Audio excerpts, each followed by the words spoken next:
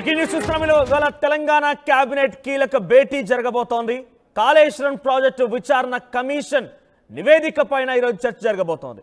Ghosh commission ఇచ్చినటువంటి ఆ నివేదిక 700 పేజీల ఎక్కువతో కూడినటువంటి ఆ నివేదికని కొంత అధ్యయనం చేయమని చెప్పి ఉన్నతాధికారుల కమిటీని ఆదేశించింది రాష్ట్ర ప్రభుత్వం. దీంతో ఈరోజు ఆ ఉన్నతాధికారుల కమిటీ కేబినెట్ ముందుకి ఆ సీఎం రేవంత్ రెడ్డి ముందుకి ఆ అధ్యయన నివేదికని తీసుకురాబోతున్నారు. సో కేబినెట్ నిర్ణయం మేరకు అసెంబ్లీలో నివేదికను ప్రవేశపెట్టే అవకాశం కూడా కనబడుతోంది. అన్ని పార్టీల అభిప్రాయాలను తెలుసుకునే ఆలోచనలో ఉంది ప్రభుత్వం. కేసీఆర్ హరీష్ టార్గెట్ గా కుట్ర జరుగుతోంది అంటున్నారు బీఆర్ఎస్ పార్టీకి సంబంధించిన శ్రేణులు. సో దీని వెనుక కొంత నివేదికలో ఏముంది అనేది చర్చ జరుగుతోందని చూస్తే కనుక ఈరోజు 3 గంటల కేబినెట్ మీటింగ్ జరిగే అవకాశం ఉంది. ఆ కేబినెట్ మీటింగ్లో ఈ అంశాలపైన ప్రధాన చర్చ ఉండే అవకాశం ఉంది. సో మొత్తం మీద నివేదిక 700 పేజీలతో కూడా నివేదిక ఉందట. ఆ నివేదికని అధ్యయనం చేయమని చెప్పి ఉన్నతాధికారుల కమిటీకి రేవంత్ రెడ్డి సిఫార్సు చేశారు. దీంతో ఉన్నతాధికారుల కమిటీ దానిపైన అధ్యయనం చేసింది. సో ఆ అధ్యయనంలో కొన్ని కీలకమైన విస్తుపోయే విషయాలు బయటపడ్డాయట. మనకంటున్నటువంటి సమాచారం మేరకి అందులో ఏ అంశాలు పొందుపరిచారనే చర్చ జరుగుతుందనంటే మేడిగడ్డ, అన్నారం, సుందిల్లా ఇవి నిర్మించాలన్నది అది ప్రభుత్వ నిర్ణయం కాదు, కేవలం కేసీఆర్ అండ్ హరీష్ రావు నిర్ణయమేనట. పైపెచ్చు ఈ మూడింటిని కూడా నీళ్లు మళ్లించడం కోసం వినియోగించేటువంటి ఒక అడ్డుగోడగానే చూడాల్సిన అవసరం ఉంది. కానీ వాటిల్లో నీళ్లు నిలుపుదల చేసి ప్రమాదాన్ని కొని తెచ్చారు. ఈరోజు కుంగుబాటికి ప్రధాన కారణం అదే అంటూ ఒక అంశాన్ని ఒక అంచనాకు వచ్చిందట కాళేశ్వరం కమిషన్. మరోవైపుగా ప్రభుత్వ నిర్ణయం కాదు, కేసీఆర్ హరీష్ రావు నిర్ణయం మాత్రమే.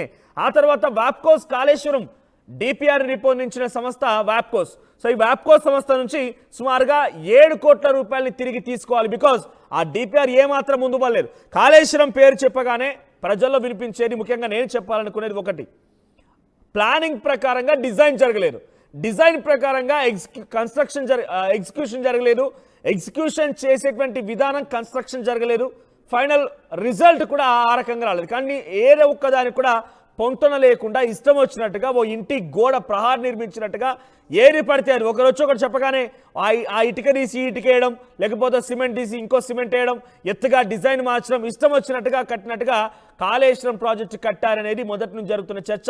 ఇప్పుడు నివేదికలో కూడా అదే అంశం ఉందట. ఇక పైపెచ్చి డిఫెక్ట్ లయబిలిటీ పీరియడ్ పూర్తి కాకమునిపే ఎల్ఎన్టీ సంస్థకి క్లియరెన్స్ సర్టిఫికేట్ని ఇచ్చారు. డిఫెక్ట్ లయబిలిటీ పీరియడ్ ఉంది కాబట్టి ఇప్పటికైనా ఎల్ఎన్టీ సంస్థనే ఆ పునరుద్ధరించినటువంటి బాధ్యతలు తీసుకోవాలని చెప్తూనే ఇక ఫైనల్గా సిఐడికి అప్పగించే అవకాశం కూడా ఉన్నట్టుగా చర్చ జరుగుతోంది. సో నేను ఆల్రెడీ మంత్రి ఉత్తమ్ కుమార్ రెడ్డి అధికారులతో భేటీ అయ్యారు, అధికారులతో మాట్లాడారు. అధ్యయన కమిటీ ఏదైతే ఉందో అధ్యయన కమిటీతో భేటీ అయ్యారు, ఆయన కాసేపుగా చర్చించారు. సో ఈరోజు 3 గంటలకి కేబినెట్ భేటీలో ఆ అంశాలకు సంబంధించి ఆ కాళేశ్వరం నివేదికని మళ్ళోసారి మంత్రులందరికీ వివరించిన తర్వాత అసెంబ్లీలో ప్రవేశపెట్టి ఏకంగా కేసీఆర్ని అరెస్ట్ చేసిన ఆశ్చర్యపోకని అటువంటి పరిస్థితి కూడా ఉండబోతుందనేది పెద్ద ఎత్తున కాంగ్రెస్ వర్గాల్లో చర్చ జరుగుతోంది. కేసీఆర్, హరీష్ రావు ప్రధాన టార్గెట్గా కాంగ్రెస్ ముందుకు వెళ్ళే అవకాశం కనబడుతోంది. నాతో పాటుగా ప్రతినిధి మధు జాయిన్ అయ్యారు. మధు, సో ఏంటి ప్రజెంట్ పెద్ద ఎత్తున, బికాజ్ ఏంటంటే 1.5 కాలంగా ఈ చర్చ జరుగుతూనే ఉంది. కాళేశ్వరం కమిషన్ మొదలైన నుంచి కూడా కేసీఆర్, హరీష్ రావుని అరెస్ట్ చేస్తారు, కేసీఆర్ని అరెస్ట్ చేస్తారు, రకరకాల చర్చ జరుగుతోంది. సో నిజంగా ఇప్పుడు నివేదిక చేతికి అందింది, తప్పప్పులు తెలిసాయి, లెక్కలు కట్టారు. ఈ లెక్క ప్రకారంగా ఎవరి తప్పులు ఎన్ని అనే రకంగా మొత్తం పూర్తి నివేదిక అయితే ప్రభుత్వం దగ్గర ఉంది. ఏం జరగబోతోంది, నెక్స్ట్ తదుపరి చర్యని ఏ రకంగా ఉండబోతున్నాయి? ఎగ్జాక్ట్లీ, కాళేశ్వరం కమిషన్ తుది నివేదిక ప్రభుత్వానికి అందింది. దీనిపైన అధ్యయనం చేస్తా ఉన్నారు అధికారులు ఇచ్చేటువంటి నివేదిక పైన.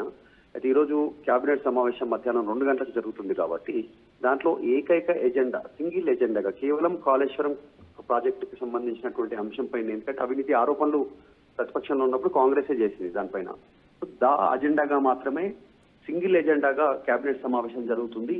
తెలంగాణ రాష్ట్ర ఏర్పాటు తర్వాత మొట్టమొదటిసారి కేబినెట్ లో పలు అంశాలు చర్చిస్తారు సాధారణంగా అయితే. కానీ ఈ రోజు జరగబోయే కేబినెట్ కు కాస్త ఇంపార్టెన్స్ ఉంది, ప్రాధాన్యత.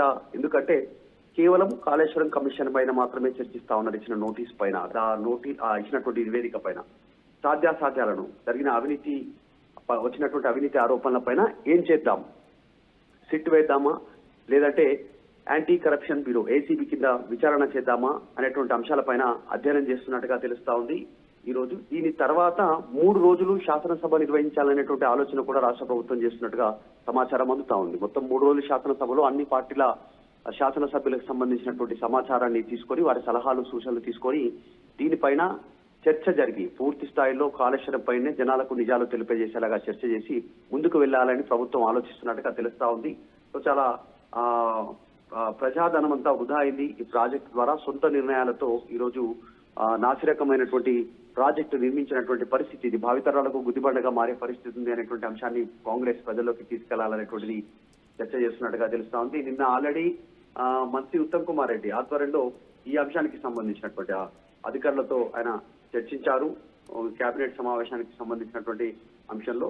ఎందుకంటే నీటిపారుదల శాఖ ముఖ్య కార్యదర్శి ఎవరైనా ఉన్నారో రాహుల్ బొజ్జా గాని, ప్రత్యేక కార్యదర్శి ప్రశాంత్ జీవన్ గాని వీళ్ళందరిపైన సమావేశమై కేబినెట్ నోట్ తయారీపైన చర్చించారు. ఉమ్మడి ఆంధ్రప్రదేశ్ లో రాష్ట్ర ఏర్పాటు తర్వాత కూడా సింగిల్ ఎజెండాగా కేబినెట్ జరిగినటువంటి దాఖలాలు లేవు. మొట్టమొదటిసారి తెలంగాణలో సింగిల్ ఎజెండా ఒకే అంశంతో కేబినెట్ సమావేశం ఈ రోజు ఏర్పాటు కావడం, దానిపైన చర్చించడంతో పెద్ద ఎత్తున కాస్త ఉత్కంఠ ఉంది ఈ అంశానికి సంబంధించి ఏం జరుగుతుందో అనేటువంటిది. కాబట్టి ఈ రోజు కేబినెట్ సమావేశంలో ఎలాంటి నిర్ణయం తీసుకోనున్నారు, పీసీ ఘోష్ ఇచ్చినటువంటి నివేదికలో అంశాలను సిఫారసు చేస్తూ ప్రభుత్వం. ఎందుకంటే పోతూ పీసీ ఘోష్ అంటే ఆయన ఈ నివేదిక అందించిన తర్వాత వెళ్తూ మీడియాతో చిట్చాట్ లో భాగంగా కొన్ని అంశాలు ఆయన ప్రస్తావించే ప్రయత్నం చేశారు. ప్రభుత్వం గనక చర్య తీసుకోవాలనుకుంటే బలమైనటువంటి సాక్ష్యాలు ఉన్నాయి ఈ నివేదికలో అందరినీ విచారించిన తర్వాత, అంటే ఖచ్చితంగా చర్యలు తీసుకునేటువంటి ప్రభుత్వం కనుక చర్య తీసుకోవాలనుకుంటే నిందితులపైన చర్య తీసుకోవచ్చు, అలాంటి పరిస్థితులను మేము నివేదికలో పొందుపరిచామనేటువంటిది పీసీ ఘోష్ చెప్పి వెళ్లారు.